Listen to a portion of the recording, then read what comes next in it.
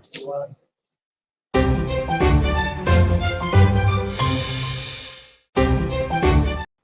હું મનીષા ઠેસરા, અમારી YouTube channel Gujarat સમુદાયમાં આપનું સ્વાગત છે। ભાજપમાં આંતરિક વિવાદ અત્યારે ચરમસીમા પર છે અને જ્યારે કોઈ ભાજપના ધારાસભ્ય, સાંસદ કે તેમના નેતાઓ દ્વારા, કાર્યકર્તાઓ દ્વારા કોઈ પણ મુદ્દો એવો ઉઠાવવામાં આવે છે અને ત્યારે ભારતીય જનતા પાર્ટી તેમને બહારનો રસ્તો ચોક્કસ બતાવી દે છે।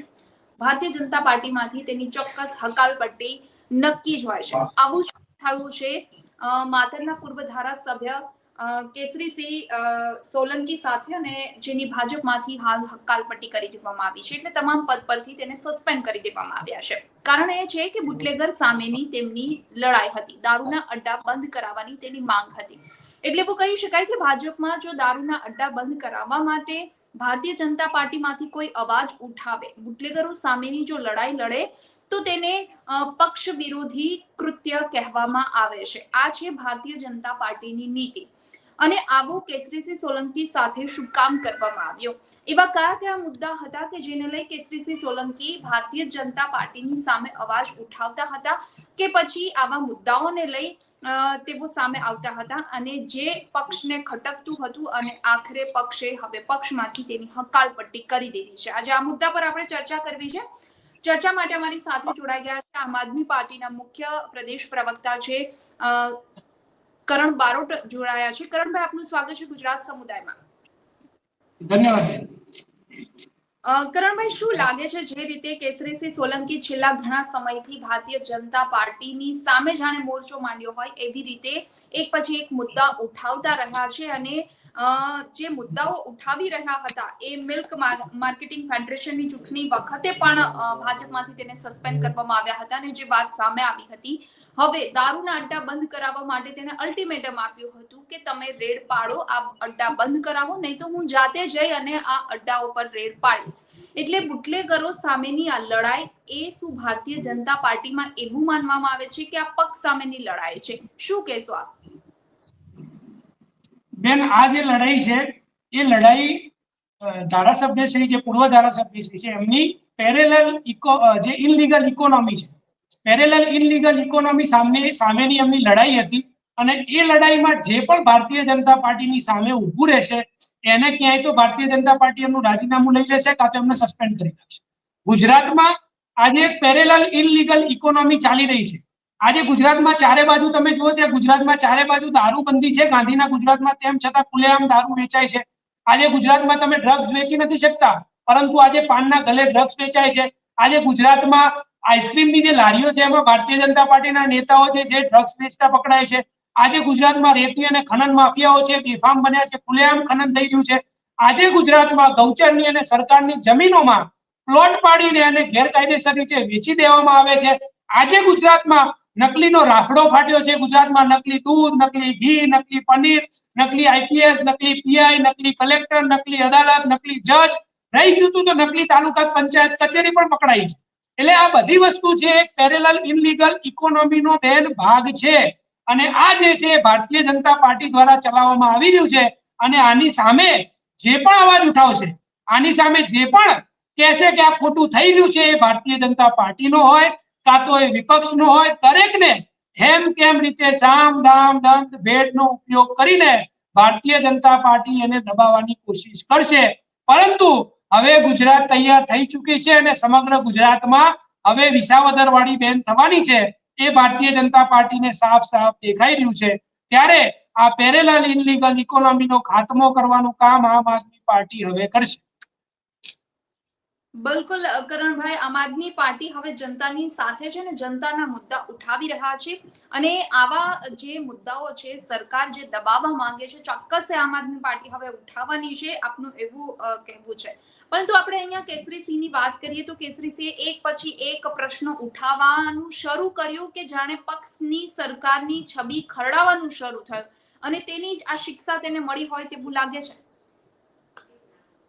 બેન, મેં જે તમને કીધું એ ભારતીય જનતા પાર્ટીને જે પણ પેરેલલ ઇનલીગલ ઇકોનોમીમાં અડચણ રૂપ દેખાશે એના ઉપર કોઈ પણ જાતના આરોપો, સત્તા એમની છે એટલે આરોપ કોઈ પણ લગાવી શકે છે, તપાસ કરવા વાળું કોઈ નથી। તપાસ કોણ કરવા જશે? ઈડી અને સીબીઆઈ તો ભારતીય જનતા પાર્ટીની જ ભારતીય જનતા પાર્ટીની એક ટીમ છે, એટલે તપાસ કોણ કરશે? એટલે ભારતીય જનતા પાર્ટીના નેતાઓને જે પણ આક્ષેપ કરવા હોય કરી શકે છે, પરંતુ હકીકત એ છે કે એમના દ્વારા એવું કહેવામાં આવ્યું કે દારૂના અડ્ડા બંધ કરવામાં આવે, નહીં તો જનતા રેડ કરવામાં આવશે. આના લીધે એમને સસ્પેન્ડ કરવામાં આવ્યા છે. બેન, હું તમને વાત કરું, થોડા સમય પહેલા આમ આદમી પાર્ટીની પોલકોલ ટીમ દ્વારા જોધપુરની અંદર પ્રધાનમંત્રી આવાસ યોજનાના ઘરની અંદર ખુલ્લેઆમ દારૂ વેચાઈ રહ્યું હતું. બધાને ખબર હતી કે દારૂ વેચાઈ રહ્યું છે, પરંતુ જ્યાં સુધી જનતાનો આત્મા ના જાગે ત્યાં સુધી કઈ થઈ શકતું નથી. એનું આ ઉદાહરણ હું તમને આપવા માંગુ છું. જનતાને એવું લાગ્યું કે હવે આ ખોટું થઈ રહ્યું છે, અમારા બાળકો આમાં બરબાદ થઈ રહ્યા છે, યુવાધનનું શોષણ થઈ રહ્યું છે, શારીરિક, માનસિક, આર્થિક રીતે એ લોકોનું મનોબળ તૂટી રહ્યું છે, ત્યારે જનતાએ નક્કી કર્યું કે હવે આ વસ્તુ બંધ થવી જોઈએ. અને જનતાએ આમ આદમી પાર્ટીના નેતાઓને સાથે રાખીને જનતા રેડ આવાસ યોજનામાં જ્યારે કરી, ત્યારે સમજવાની વાત છે કે ભારતીય જનતા પાર્ટીના નેતાઓ દ્વારા બોખલાહટ ભારતીય જનતા પાર્ટીમાં ફેલાઈ. પોલીસને અમે એવું કીધું કે અહીંયા જોધપુરમાં ખુલ્લેઆમ દારૂ વેચાય છે, ત્યારે પોલીસ દ્વારા એવું કહેવામાં આવ્યું કે તમે દારૂ પકડીને અમને બતાવો તો અમે કાર્યવાહી કરીશું, તો અમે માનીશું.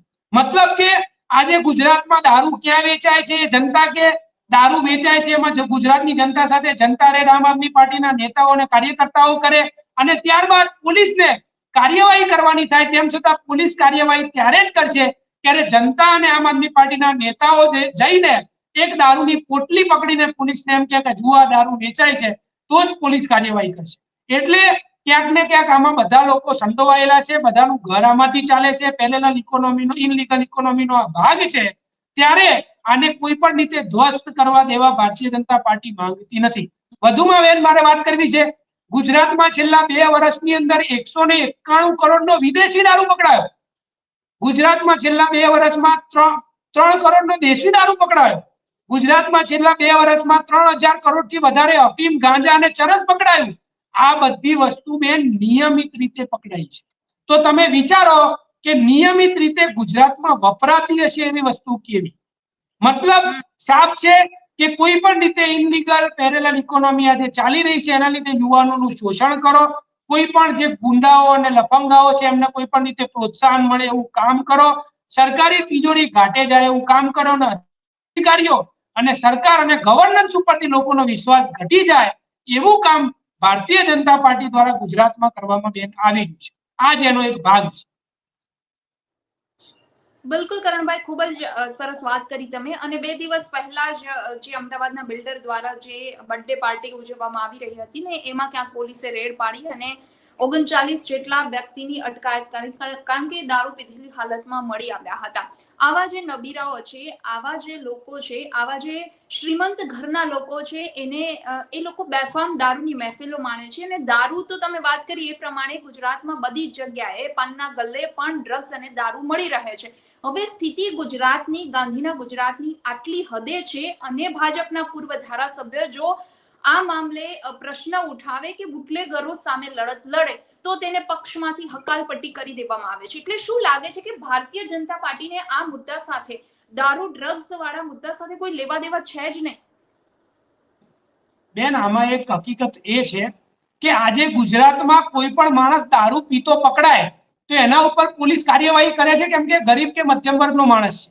અગર કોઈ મોટું માથું પકડાય તો એ ક્યાંક ને ક્યાંક જેક લગાવીને છોડી દે છે. પરંતુ એ બધું કેમ થાય છે? કેમ કે ગુજરાતમાં દારૂબંધી છે અને દારૂ વેચાઈ રહ્યો છે. તો જેટલા ગુનેગાર આ લોકો છે એનાથી પણ વધારે ગુનેગાર આ તંત્ર છે. કેમ કે ગુજરાતમાં 2 વર્ષમાં 191 કરોડનો દારૂ પકડાયો, તો એનાથી વધારે જે દારૂ વેચાઈ રહ્યો છે એ પકડાતો નથી. એ સરકારની નિષ્ફળતા છે. એટલે સરકારે રાજીનામું આપી દેવું જોઈએ. આના સમગ્ર સરકારે આમાં રાજીનામું આપી દેવું જોઈએ. બેન, સાણંદમાં જે પાર્ટી થઈ એ પાર્ટીમાં 100 લોકોએ દારૂ પાર્ટી કરી હતી, એમાંથી 39 લોકો પર કાર્યવાહી કરી. અમુક લોકોને એટલે છોડી દેવામાં આવ્યા કે ભારતીય જનતા પાર્ટીના નેતાઓના સંબંધીઓ હતા, કોકનો કોઈ ભારતીય જનતા પાર્ટીના નેતાનો ભત્રીજો.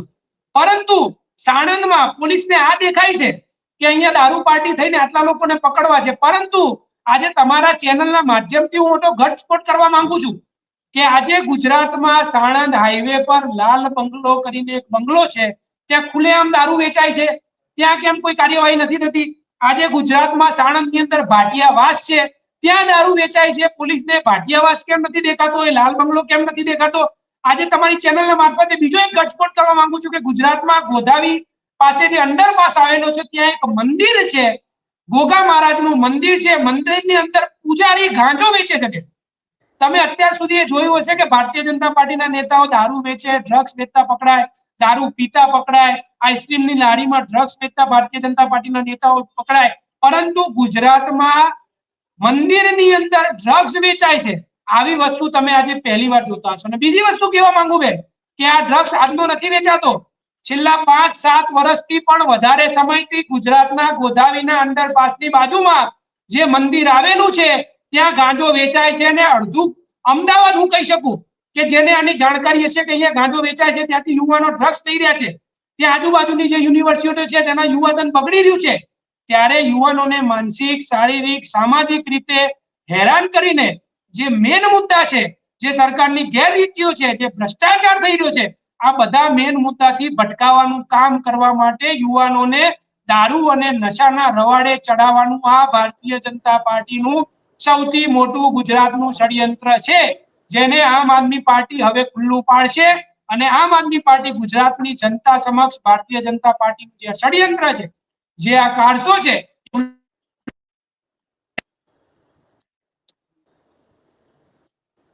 બિલકુલ કરણભાઈ, તમે ખૂબ જ મોટા એવા કહી શકાય એવા ખુલાસા કર્યા આ સ્ક્રીન પર. એટલે કહી શકાય કે આપણે વિચાર્યું ન હોય એ પ્રકારનું ઘણું બધું ચાલી રહ્યું છે સરકાર તંત્રની રહેમ નજર નીચે જ. અને બીજી વાત કે બધા જ લોકોની દુકાન આ બાબતે ચાલે છે, એ પોલીસને પણ હપ્તા મળે છે, સરકારમાં બેઠેલા અધિકારીઓને પણ હપ્તા મળે છે, અને એના કારણે શ્રીમંત પરિવારના જે નબીરાઓ પકડાય છે એની વિરુદ્ધ કોઈ કાર્યવાહી નથી થતી. એનું કારણ પણ એ જ છે. ગઈકાલે જ અમે આમ આદમી પાર્ટીના છાત્ર વિંગના CYSS ના જે સંગઠનના નેતાઓ છે એની સાથે વાત કરી. ગુજરાત યુનિવર્સિટીમાં જે નકલી એક કંપનીને જે સાથે MOU કરવામાં આવ્યા છે એમાં પણ એ જ વાત સામે આવે છે કે તંત્રની મહેરબાની છે એના કારણે જ કુલપતિ, ઉપકુલપતિ આવા રજિસ્ટ્રાર વિરુદ્ધ કોઈ કાર્યવાહી નથી કરતા. તમે કોઈ પણ મુદ્દો ઉઠાવી લો, કોઈ પણ પ્રશ્ન ઉઠાવી લો, એમાં એ જ વાત સામે આવશે કે અધિકારીઓ પર કે પોલીસ પર આ લોકો મહેરબાન છે, એના પર એનો હાથ છે, એટલે કોઈ કાર્યવાહી થતી નથી. શું લાગે છે હવે જનતા જાગૃત થશે? જનતાને આ બધું દેખાઈ રહ્યું છે? જનતાને બેન, ગુજરાતની જનતાને હવે આત્મા જગાડવાની જરૂર છે. તમે વિચારો, છેલ્લા 3 વર્ષની અંદર ગુજરાતમાં 25,400 થી પણ વધારે લોકોએ આત્મહત્યા કરી બેન. છેલ્લા 15 મહિનાની અંદર 18 પરિવારો એવા છે કે જેમને સામૂહિક આત્મહત્યા કરી. આ થવાનું કારણ છે પાછળ એ છે કે આ લોકો ફાઇનાન્શિયલી ઇનઇક્વાલિટીનો ભોગ બનેલા છે, આ લોકો ઇનસિક્યોરિટીનો ભોગ બનેલા છે, આર્થિક સંકળામણનો ભોગ બનેલા છે. આ લોકોની હાલત એટલી ખરાબ છે કે રોજિંદુ જે ઘરનું ખાવા પીવાનો ખર્ચો હોય એ પણ આ પરિવારો ઉપાડી નહોતા શકતા. ત્યારે આજે ગુજરાતમાં અમીર માણસો અમીર બનતા જાય છે. આજે ગુજરાતમાં ભારતીય જનતા પાર્ટીના નેતાઓને એમના પર હાથ છે, પરંતુ મધ્યમ અને ગરીબ વર્ગના લોકો પીસાઈ રહ્યા છે, જેને ભારતીય જનતા પાર્ટી સાચવી નથી શકતી. ત્યારે આ બધા લોકોનો આત્મા હવે જગાડવાનું કામ આમ આદમી પાર્ટી ગુજરાતમાં કરશે.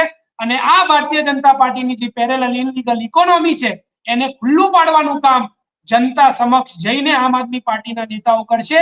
અને આગામી જે કોર્પોરેશનની ચૂંટણી છે બે, એમાં કોર્પોરેશનની ચૂંટણીમાં અને વિધાનસભાની ચૂંટણીમાં આમ આદમી પાર્ટી બહુ મહેનત સાથે જનતા વચ્ચે પોતાના મુદ્દા લઈને જશે અને 2027માં આમ આદમી પાર્ટી ગુજરાતમાં સરકાર બનાવશે.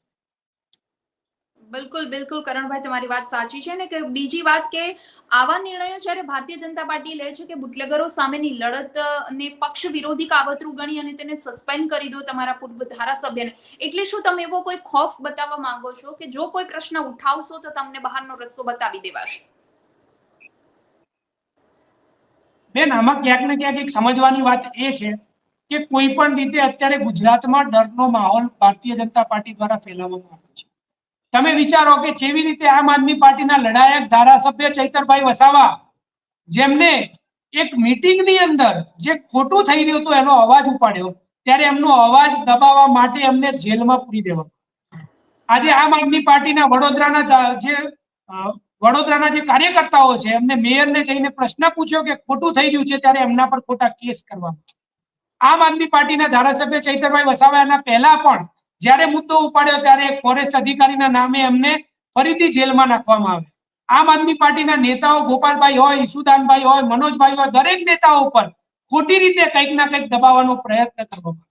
જ્યારે જ્યારે તમે સરકારની ખોટી નીતિઓ ખોટી રીતિઓ ઉપર મજબૂતાઈથી અવાજ ઉપાડશો તો આ ભારતીય જનતા પાર્ટીની એજન્સીઓ ઈડી સીબીઆઈ આ દરેક લોકો સામ દામ દંડ ભેદ કરીને કોઈ પણ રીતે તમને દબાવવાનો પ્રયાસ કરશે પરંતુ બેન આજે હવે ગુજરાતની જનતાનો જે છે આત્મા જાગ્યો છે એ લોકોને દેખાઈ રહ્યું છે કે આ એવી પાર્ટી છે કે ખરેખર ગુજરાતની જનતાનો અવાજ બની શકે લડાયક રીતે આગળ આવી શકે આમ આદમી પાર્ટીએ કોઈ પણ રીતે કોઈ પણ બાયાસ કર્યા વગર જે પણ જનતાના મુદ્દાઓ હતા જ્યાં પણ ખોટી રીતે કૌભાંડ થયા હતા ત્યાં ભારતીય જનતા પાર્ટીના નેતાઓના દબાણવશ આયા વગર ગુજરાતની જનતા સમક્ષ અને મીડિયા સમક્ષ આનો ખુલાસો કર્યો છે જેથી આજે ગુજરાતની જનતામાં એક ભરોસો આમ આદમી પાર્ટી માટે જાગ્યો છે અને આજે સમગ્ર ગુજરાતમાં એક નારો લાગ્યો છે કે કોઈ પણ જગ્યાએ જનતાએ એવું કીધું છે કે કામ નહીં કરે તો વિસાવદરવાળી થશે અને આમ આદમી પાર્ટીના નેતાઓ આવશે અને ત્યાં એમને આ વસ્તુમાંથી છુટકારો કેવી રીતે મેળવવો એના માટે આમ આદમી પાર્ટીના નેતાઓ